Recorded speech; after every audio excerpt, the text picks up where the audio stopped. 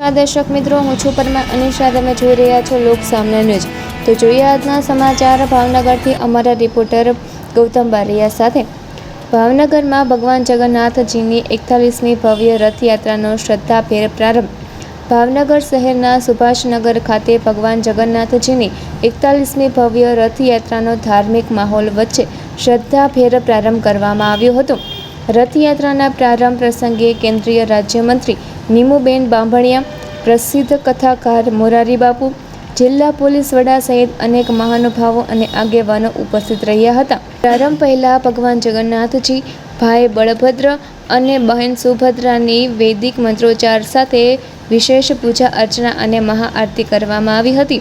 ત્યારબાદ વિધિવત રીતે રથયાત્રાને પ્રસ્થાન કરાવવામાં આવ્યું. રથયાત્રાના દર્શન અને ભગવાનના આશીર્વાદ મેળવવા માટે મોટી સંખ્યામાં ભાવિક ભક્તો ઉમટી પડ્યા હતા. સમગ્ર વિસ્તાર જય જગન્નાથના જયઘોષ, ભજન કીર્તન અને ભક્તિમય વાતાવરણથી ગુંજી ઉઠ્યો હતો. રથયાત્રાને લઈ પોલીસ દ્વારા ચુસ્ત બંદોબસ્ત ગોઠવવામાં આવ્યો હતો, જેથી યાત્રા શાંતિપૂર્ણ અને સુરક્ષિત રીતે સંપન્ન થાય તેવું આયોજન કરાયું. આજરોજ ભાવનગરની અંદર સ્વર્ગસ્થ ભીખુભાઈ ભટ્ટ પ્રેરિત અને શ્રી જગન્નાથજી રથયાત્રા મહોત્સવ સમિતિ આયોજિત ભગવાન શ્રી જગન્નાથજીની 41મી રથયાત્રા સંપૂર્ણ શાસ્ત્રોક્ત વિધિથી ભગવાનની પૂજા અર્ચન કરી અને સવારે 8:30 કલાકે પ્રસ્થાન થઈ ચૂકી છે. અત્યારે રથયાત્રા સરદારનગર વિસ્તારની અંદર આવી ચૂકી છે.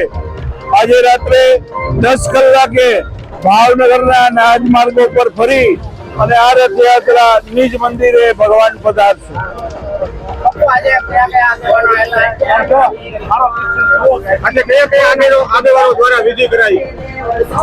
આજે સંતો, કલેક્ટર શ્રી, ડીઆઈજી શ્રી અને કમિશનર શ્રી તથા મહાનુભાવો આગેવાનો એની ઉપસ્થિતિમાં ભગવાનની છેડાપોરા વિધિ થઈ અને રથયાત્રાને પ્રસ્થાન કરાવવામાં આવ્યું.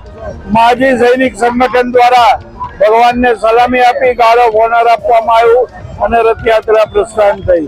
ફરી મળીશું એક નવા સમાચાર સાથે. ત્યાં સુધી જોતા રહો લોક સામના ન્યૂઝ.